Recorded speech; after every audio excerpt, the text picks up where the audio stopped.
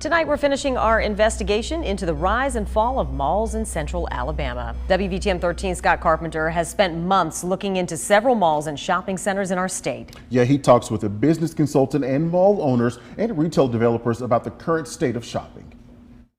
Over the past week, we've discussed malls that are no longer standing, like Eastwood Mall and Century Plaza, the east side of Birmingham, once a shopper's paradise, making it one of the top retail destinations in the country decades ago. But what really led to the collapse of these prominent indoor malls? Dr. Bob Robichaux, a business consultant and retired marketing professor, says they failed to change with the times. The Eastwood Mall was criticized for just having gotten out of touch with the industry, that they weren't willing to innovate and change the way they do things. And Brookwood Village in Homewood, once thriving, now empty. What led to the decline of Brookwood to where it sits now? I think that people's habits changed, and I think that people didn't have the time to maybe pull up into a parking space, get out of their car, go into a mall. And I think some of the other alternatives where they could just pull right up to a door that they're going to and go inside became more attractive.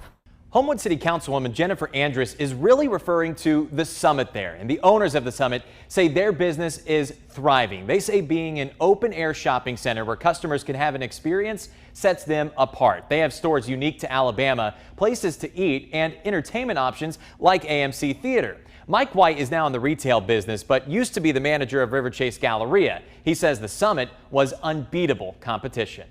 The Summit property is, they're practicing commercial real estate on a level that very few people anywhere in the United States are doing. Their successes there are amazing. But how are they thriving when online shopping is so popular? Dr. Robichaux says their outdoor shopping center fits in with today's busy lifestyle. He also credits the Summit's one-bag online shopping experience, where people can shop multiple stores that are at the Summit online and get their order later that day. They set up an operation that allowed all of the merchants to go to that same platform, and if there was a single customer on a given day making any purchase at multiple stores, they'd all be placed in a common cart so that they could be delivered at one time. The reality is all stores have to adapt in this era of online shopping. Even social media sites are competitors now, like the TikTok shop.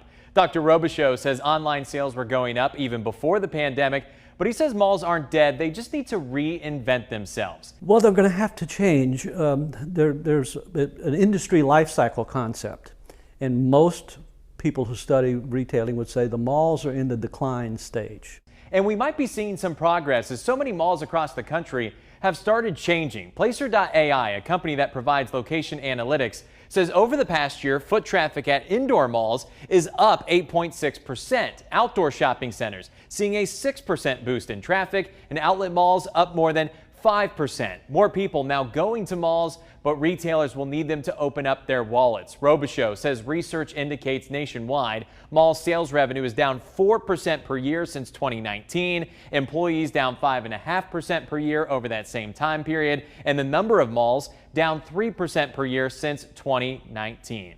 Now, for more on our investigation into the rise and fall of malls in central Alabama, just visit our website or the WVTM app. You can find all the stories we did over the course of our months-long investigation.